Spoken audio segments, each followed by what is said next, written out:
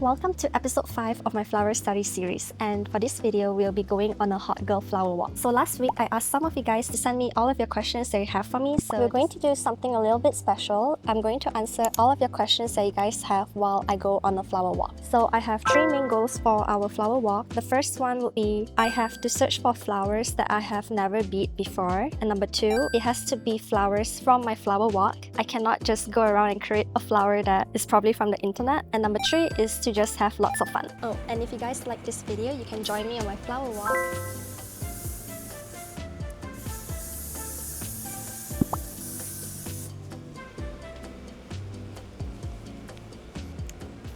So for the first flower, I actually stumbled upon the hibiscus, which is just right in front of the porch of our Airbnb. But I will not be beading this hibiscus because I've already beaded this flower. It looks really pretty though. I don't have a specific route that I'm heading to right now, but we'll try to see what we can find during this walk. The main goal is to look for flowers that I find interesting and have never bead before.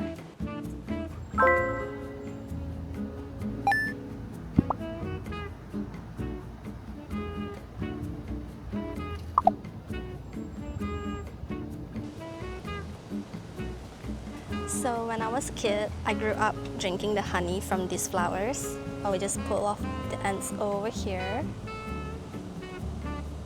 and then taste the honey. It's actually sweet. I feel so nostalgic right now.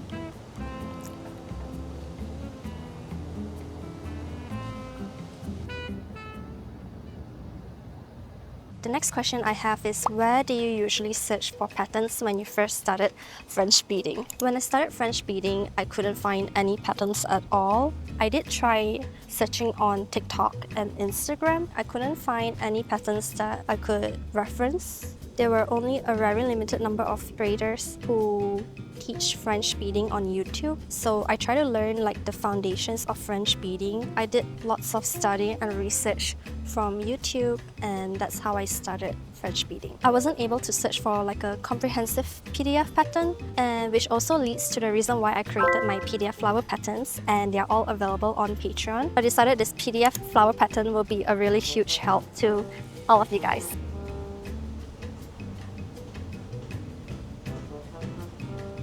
Can you make a chrysanthemum? Yeah, I already done a chrysanthemum, and it's under my Chinese New Year tutorial, which is somewhere around here. The French beaded lily tutorial is available over here. Ooh, this one's interesting. Can you make a black iris flower? And it's actually a national flower of Jordan. I never heard of black irises. I'm curious to see what it looks like. I can't believe this is a national flower. It's so cool. It looks really mysterious and gothic. Very elegant too. I would love to bead an iris. You'll probably see it in the next few videos. I really want to bead this. I am very intrigued. Unfortunately, I don't have a lot of black beads. This is all I have for my black beads. The very last time I used black beads was for my sunflower tutorial. Let me just study this flower and see if I can make something out of it. Before we start, here are all the materials that I'll be using, and I will be linking them in the description box below.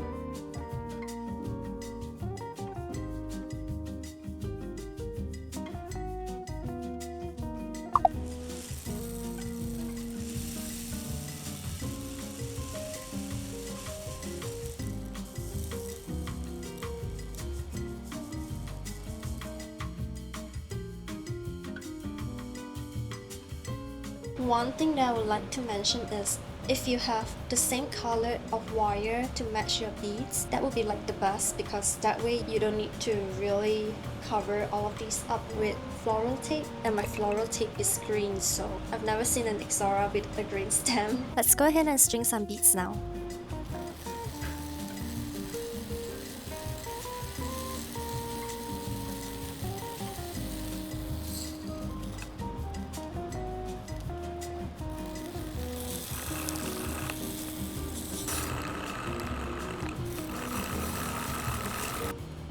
I'm running low on the reds that I have. I do have a darker red, but I'm running low on like the brighter red, and this is all I have.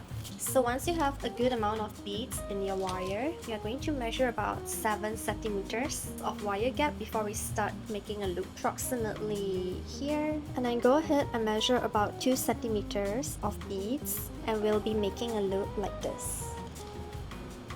Twist them together to secure and pinch them together like this. We'll be making another loop perpendicular over the first loop that we made.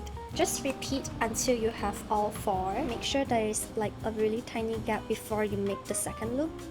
Pinch it like this. And then twist to secure.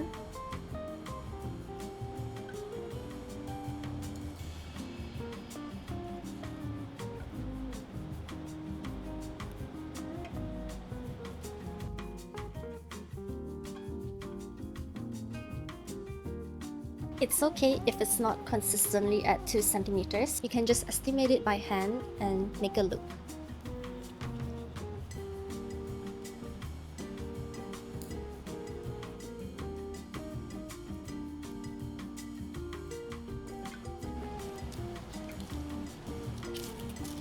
So once you have 4 beaded loops like this, we will be twisting them together. Just a little bit. So right now we want to achieve a cross-shaped petal. Bring your wire. We'll be wrapping over our beads like this. Twist it together again to secure. Cut the wire after measuring 7 centimeters. And then twist your wire all the way to the end. Now you have something like this. What made you start learning beading, and where did you learn to bead? It's literally a fly right here. I actually started learning beading because I was having a really terrible artist block. Painting has always been a part of me. It's how I would express myself creatively. Soon it became days where I don't paint at all, and days went on to months. I noticed how I've always had this artist block that I wasn't able to overcome. I just wanted to find something to divert myself creatively, to put myself into another creative outlet, and that's where I managed to find French beading. I'm just amazed by how you can create a flower that looks really realistic just by bending it with beads and wires.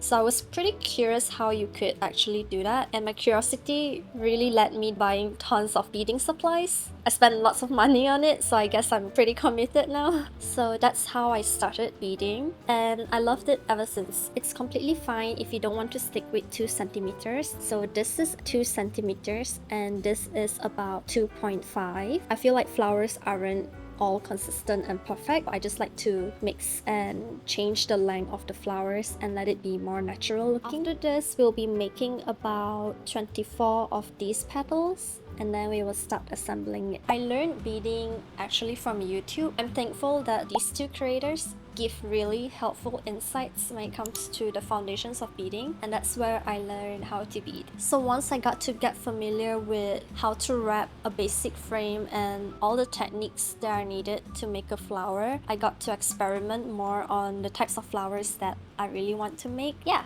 it hasn't stopped ever since. I'm still learning. You're learning together with me, so it's been a really pleasant journey. One of you said, I like watching your videos on YouTube about beaded flowers and it's so cute and cozy.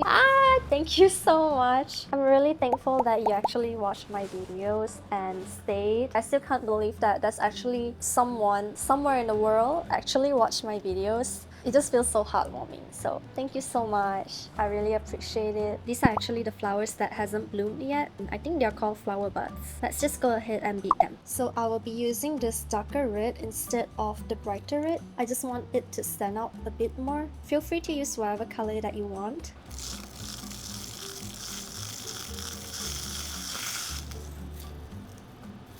The technique is quite similar to the petals that we made earlier on. Just leave 7 centimeters of wire, approximately 2 centimeters of wire loop or 2.5. Then twist the wire like this. Just wrap over the first loop that you made at a perpendicular angle.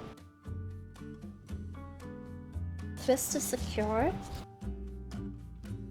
And after that, we'll be holding one hand on the top here and the other end here. Then just twist them together until it creates this spiral effect. You can make them in various sizes. If you don't want it to be a spiral shape, you can just leave it perpendicular like this.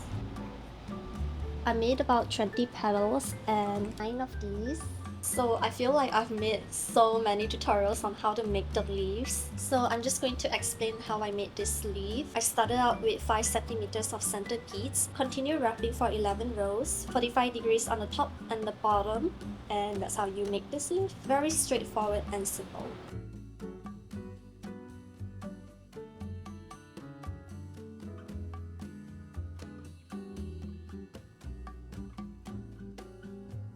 Why do I feel nervous each time I'm assembling? Feels like I'm doing like a operation on someone. Before we wrap, I think we should cover all of these up with floral tape first.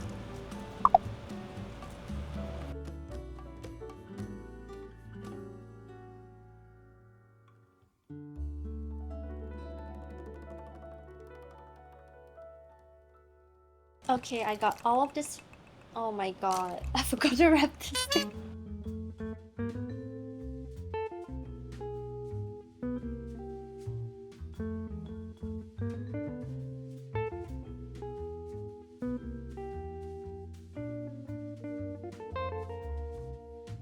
Okay, wow, that took a really long time to get all of this wrapped up. I'll leave like 1 centimeter of gap and then assemble it like this.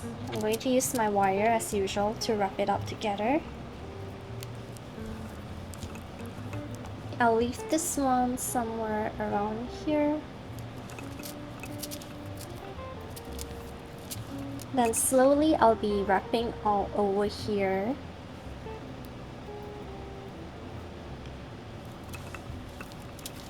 We are going to make our way slowly towards the bottom like this. But at the same time, I don't want like too much of a gap, so I'm still figuring this out. I hope it doesn't look too weird because the stems are green, but I'm really trying my best to make it presentable. I really don't know how I feel about this one. Tell me why this looks like a broccoli except the broccoli head is red. I don't know guys, do you think this looks weird? Let me just try to wrap it up with floral tape. It took me so long to try to wrap all of the wires with floral tape because I really need to push all of these petals up and down to make sure I get the whole wrapping process entirely. I'm trying my best to clump them all up together. I feel like it would probably look better if I have fuller petals. This one you can see like the inside and it's not supposed to be green, so I found a new hack. It just came out of nowhere. I want to put back my beads into this tube over here and I found a really good hack by accident. I figured that if you turn your bead tray upside down, this would act as a funnel. Okay, so the funnel over here, you want to put your beads back into this tube. You can just hold it like this. And then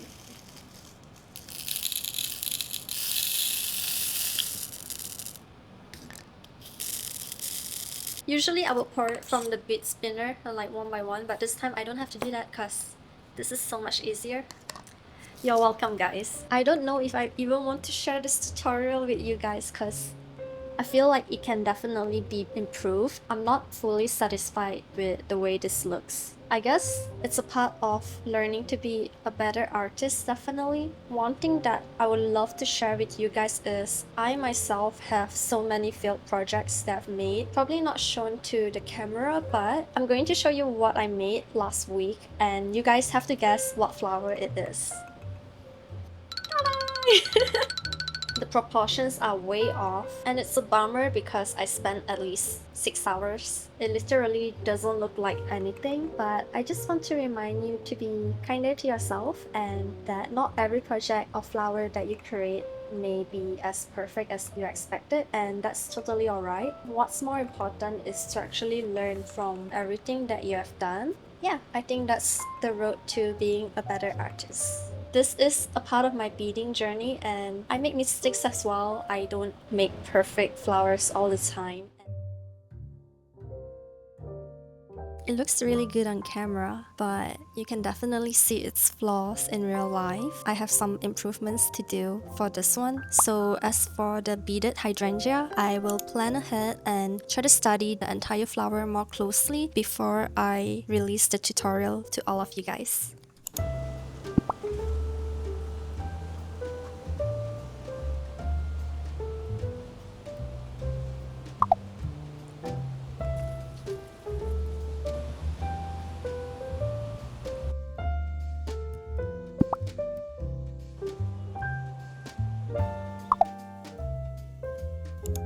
This is my second attempt on filming. I changed a different spot because the other spot has really loud music.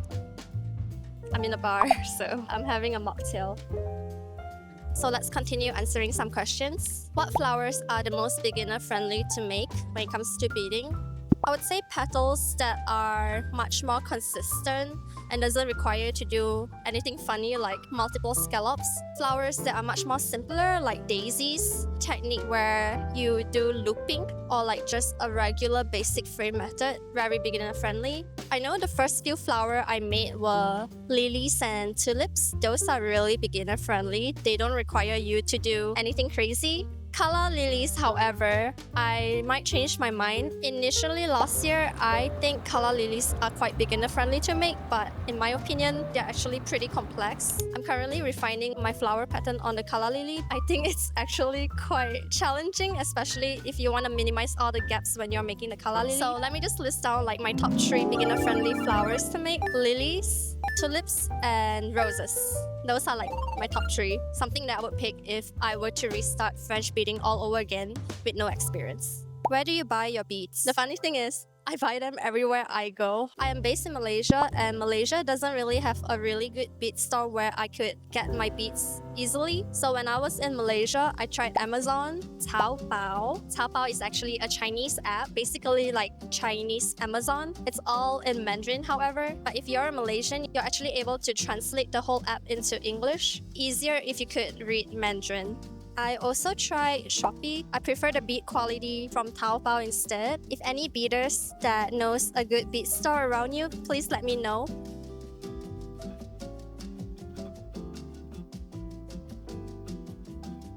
And the next question, what's an average price of 50 grams of beads? If you're buying Japanese Toho beads, which are good quality beads, it would be around like 23 ringgit. 23 ringgit is about $5. If you're buying an average quality bead, I would say it's definitely much more cheaper. 10 ringgit, which is $2 to $3 USD. My mistake when I was trying out French beading was I bought 450 grams of beads without testing out the bead quality, and when the package came, I hated the quality so much. The beads were like inconsistent, just really not nice and not what I expected. In my opinion, I would get 50 grams if I'm trying to test the bead quality, and if I really like the finishing and the quality of the beads, I would then proceed to buy 450 grams of beads. The price of it varies depending on the quality of beads that you're looking for. If you're looking for a really good quality like Precocia, Preciosa.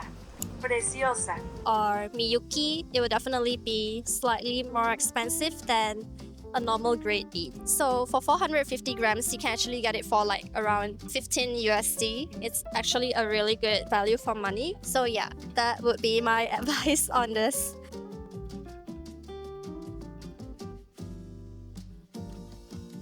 Guys, will you believe it if I tell you that my whole seat is covered with my sweat?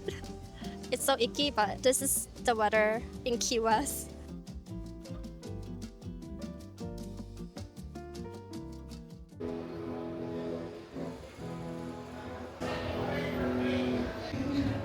Let's go continue looking for our flowers. The kapok tree. It's so huge. Look at this.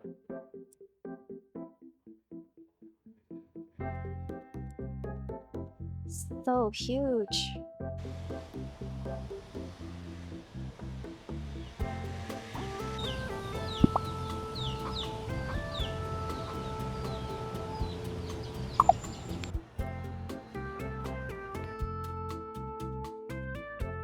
I lost the fuzzy thing, which is supposed to be attached on my microphone, but I just don't feel like looking for it.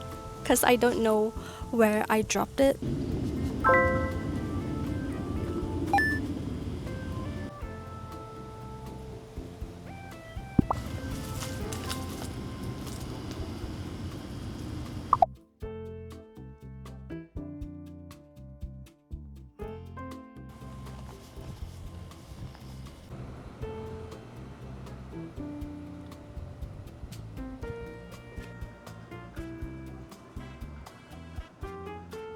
This time we're going to make frangipani. I'm going to make it like a yellow frangipani instead of the regular pink ones because I am in short of pink beads.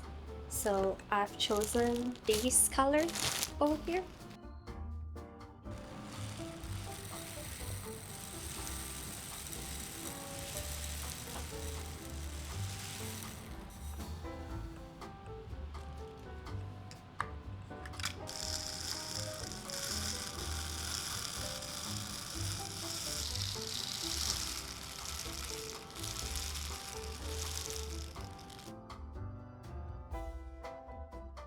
For this frangipani petal tutorial, you'll need to mix up a gradient, a mixture of 3 colored beads, 1/3 of yellow and 2/3 of white. So I'll just go ahead and string that.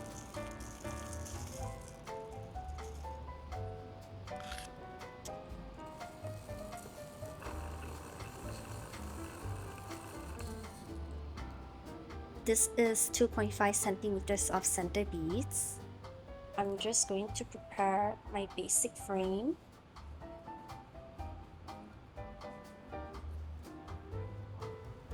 And this time we'll be cutting about 100 centimeters of wire. So go ahead and measure that out. So we'll be mixing a gradient of yellow and white beads. We'll be stringing about 2 to 3 yellow beads and the rest with white beads.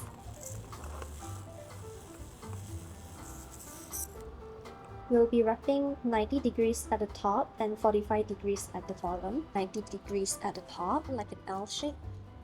Straighten your wire and then wrap 45 degrees at the bottom. We will be placing about 2 to 3 yellow beads again, so I'll remove this much of beads.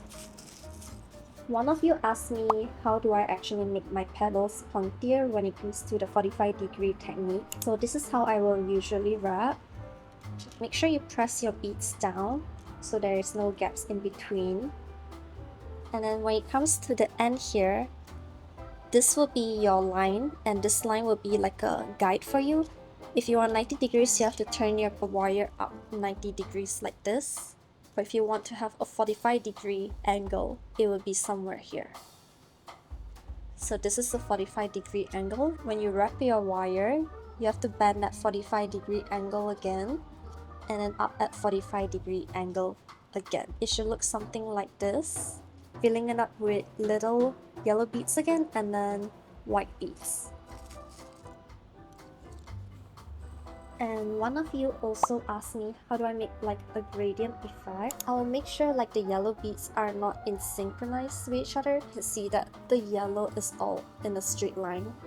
And I try to avoid that, so I'll make sure that there isn't any lines. So to make a gradient effect, I like to throw in a random color bead here and then back to the first color like this. 90 degrees at the top.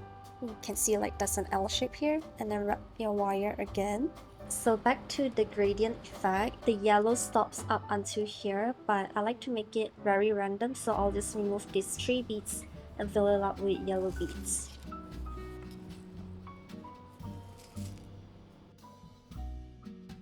And then we'll be wrapping down at 45 degree angle again, which is like this. 45 and up again. We'll only be adding the orange beads when we finish wrapping up until 9 rows. Just make sure that the yellow doesn't synchronize all together, random like up and down. You can also throw in white beads in between, like 1 or 2, and then back to yellow, and then back to white again. Sometimes I like to throw in a random bead in between, so I'll just put that in. Wrap it up again. So how do you make sure that there is no gap in between your rows? You need to really pull your wire and your beads Make it really snug. Press it down like this. Since we are wrapping at 45-degree angle, we'll wrap and then wrap again. Straightening your wire is really important.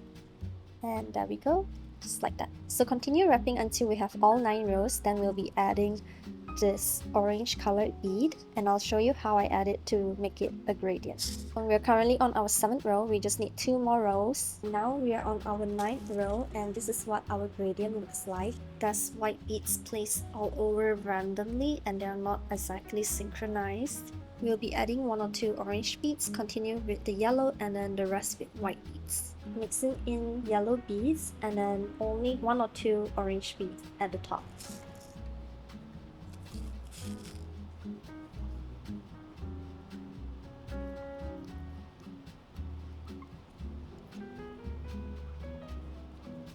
Now we have a total of 13 rows. We will be making a little scallop on both sides over here. So it should look something like this, like a little curve on both sides here. I also mixed in a random bead color at the bottom. So this height should be good enough. What we're going to do, we will be making a scallop. So insert your wire at the back of the outer row over here, just in between. With your thumb, mark it here so you know where to stop. Pull the wire entirely. Just slowly, just pull it, push it and pull it like this. And then fill up with beads again. So make sure you hold it really tightly because you don't want to have gaps in between. And then since we're doing 45-degree angle, wrap it around. But this time, I'll be securing it one round like this. We have 2 rows on the right side, and we want to shift our wire in between these 2 last rows. We'll be placing the back of our wire and hook it in between the 2 last rows like this. And then pull it. Our wire is in between the last 2 rows over here. So fill it up with only a few orange beads again and then make a gradient.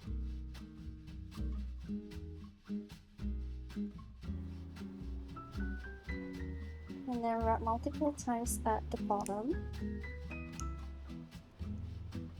And there we go, we have our gradient. Could have made the gradient even better at the orange color to be random like this. Next question is, will you continue posting your watercolor journey? I can't believe you followed me since my watercolor videos. I am really grateful. I don't know. For now, I am focusing more on French beading, but I still think about sketchbooks and paintings. I would say not anytime soon, and I'm not sure if you guys are even interested in that. These are my old paintings that I've done since a really long time ago. One of the reasons why I don't post my paintings anymore is because I love drawing portraits and portraits without clothes. It's not good for the algorithm, I guess. One of my favorite paintings that I've done is actually this one right here. It's called Love My Makeup Look Today. It's children's blood. Long story short, I created this during COVID. I went down a rabbit hole and did lots of research about fast fashion, specifically on makeup and cosmetics. All of your makeup products contains this one ingredient, and it is called mica. This ingredient is what gives your makeup shine. So anything sparkly that you see in Sephora stores, it contains mica. And to obtain mica, you actually need to dig through very narrow caves. Children are actually being exploited. They risk their lives just to support their family and to find these small little ingredients in your makeup. They're not even supposed to be out there working. It's pretty sad. It's just a whole different thing. I can talk about it like some other time because it's just so much about it. I create lots of art like that. I love expressing things that I can't say out loud. That's just a little glimpse of my painting journey. So yeah, if you guys want to look at my artworks, I still have them on my Instagram. I wrote a whole article about it, perspectives behind every painting that I've done. I'll just put the website in the description box if you guys want to go read it. Let's go ahead and assemble all the petals right now. Floral stick, floral tape. This one is really easy to assemble. Just grab your wire and attach it. Now we have 4 here, and we'll be attaching our last petal. I love anything that's frangipani scented. I love the way it smells. I'm a fan. Okay, so we have something like this. It looks so for now, but we gotta like make the petals look more like the flower. Let's wrap it up with floral tape. I noticed how the petals are overlapping one another and it's like a circular motion. So this one overlapping this and this should overlap this one, giving it a slight curve inwards as well. I think my frangipani looks a little bit humongous. Also, I am really curious of what's your national flower of your country. My national flower is actually the hibiscus. Just comment down below because I would love to know. I'm not going to go with the beaded coil method because I am running out of beads. I'm just going to go with the embroidery floss. I think I managed to make the shape better. I let it all curve inwards and then these two ends of the petals, push it towards each other slightly and then just make sure like they are facing inwards together like this, slightly curved in, and it looks really nice. I like how this looks. I definitely love the gradient of the orange part over here. Such a lovely flower. The reason why I made a scallop on the both sides of each petal is because I noticed their sides have like a significantly whiter edge to it. This gives that illusion. So yeah, I'm really satisfied how this looks, even though it's a little bit bigger. But what do you guys think? Now on to our next flower.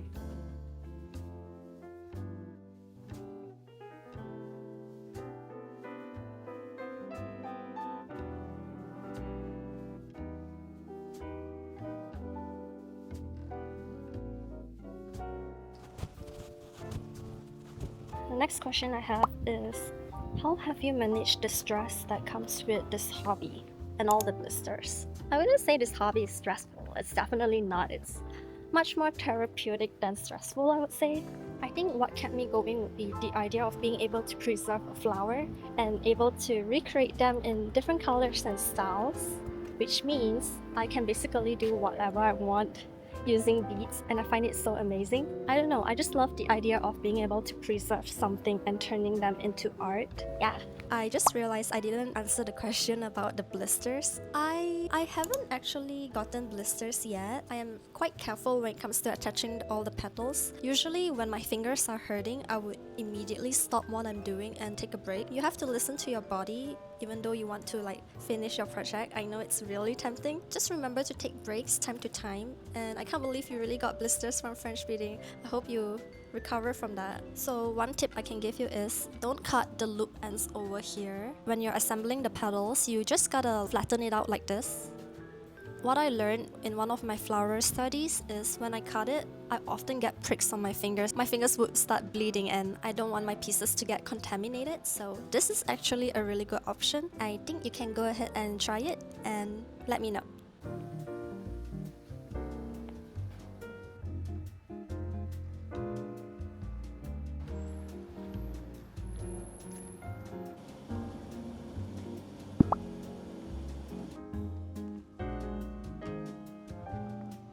So I stumbled upon these flowers. I think it's more like a tree. I stumbled upon this like 3 times and I didn't notice how beautiful this actually is. I really feel like beading this one.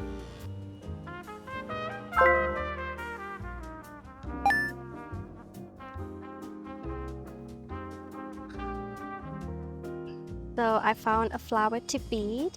I don't know what's the name of this. I will need to Google it. I never actually seen a flower like this before. This is so unique.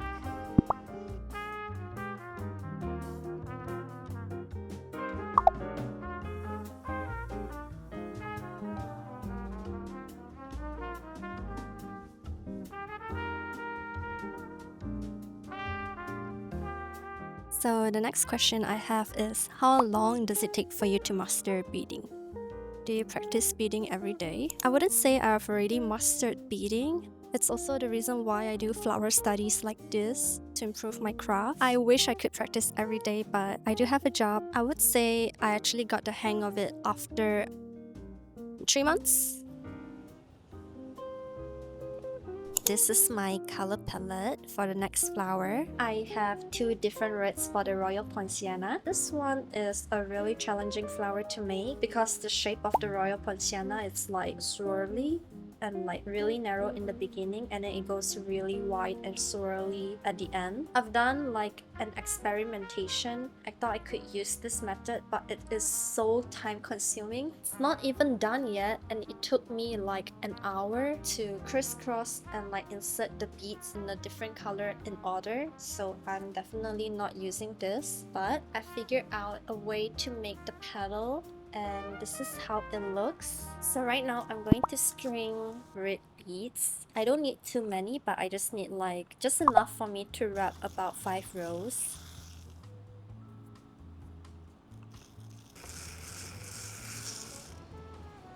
This is 2.5 centimeters of center beads. Once you have 2.5 centimeters of center beads, proceed with making your basic frame. For this petal, we will need lots of gap at the top and the bottom. We'll be wrapping 45 degrees at the top and the bottom. Straighten your wire, and then 45 degrees at the bottom. We'll be adding 2 centimeters of extension beads at the top over here, and then continue wrapping 2 more rows for 45 degrees at the top and the bottom.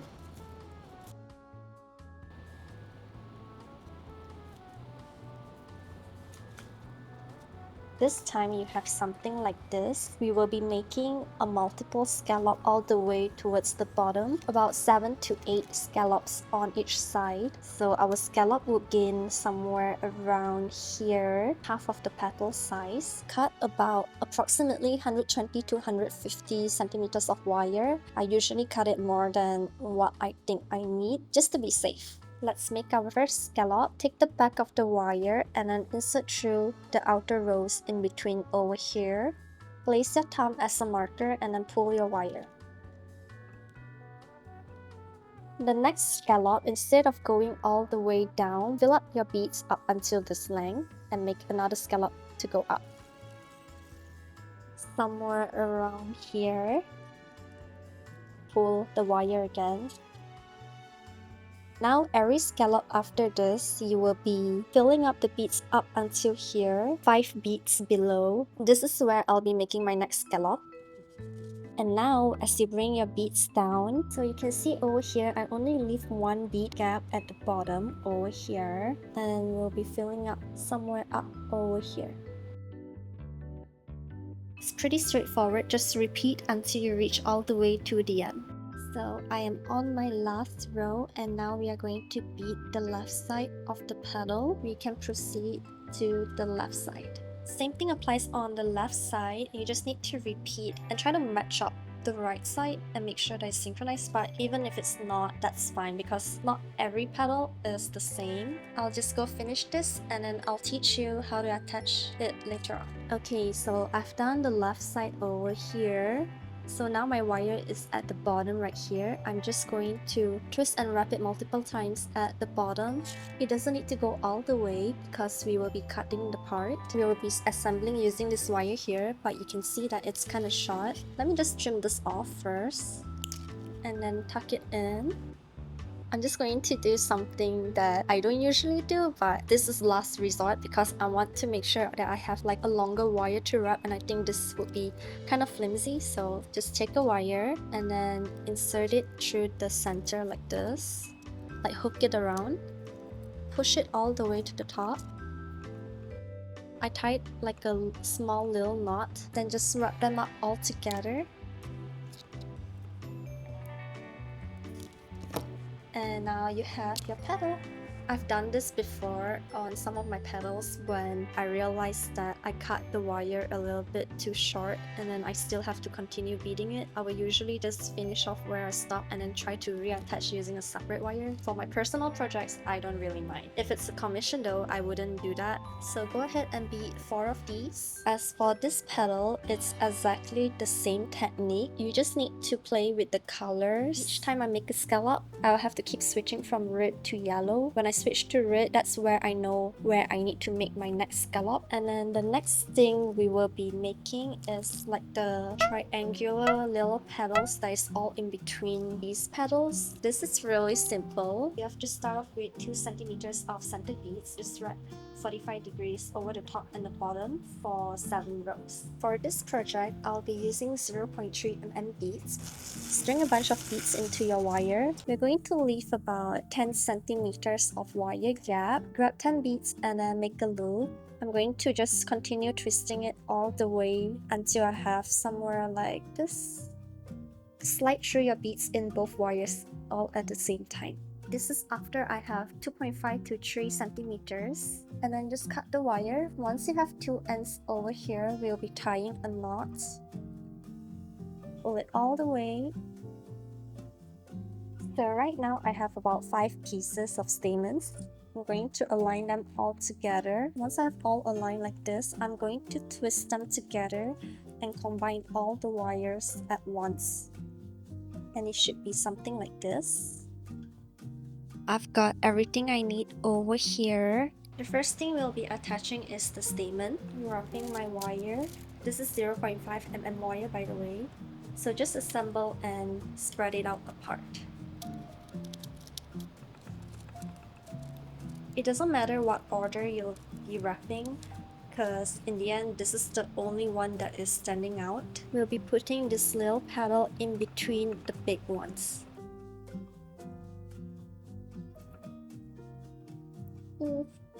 Actually pricked myself again. So let's just wrap it up before we start making the petals look like flowers. I'm just going to make sure the stamens are open. Corner of the petal should be like in and out, like wavy. I think I've forgotten to wrap it up with embroidery floss, so this might be my favorite flower right now. It's all done and I have one last question to answer. So a beading friend asked me, I'm curious about your job. Where do I start? So last year, I was actually working as a flight attendant and I've been traveling all around the world for 6 years. And then I quit my job and now I work as a freelance digital artist and an editor. I have so many stories when I was flying as a flight attendant. I don't think one video is enough to share all the stories that I have, but if you guys are interested, I'll leave it for another day. It is one of the most coolest jobs that I ever had and I absolutely loved it. So yeah, it's been so fun making flowers, going on flower walks, and also answering all the questions that you guys have for me. I absolutely have the best time over here and thank you so much for being a part of my video. I'll see you on the next one.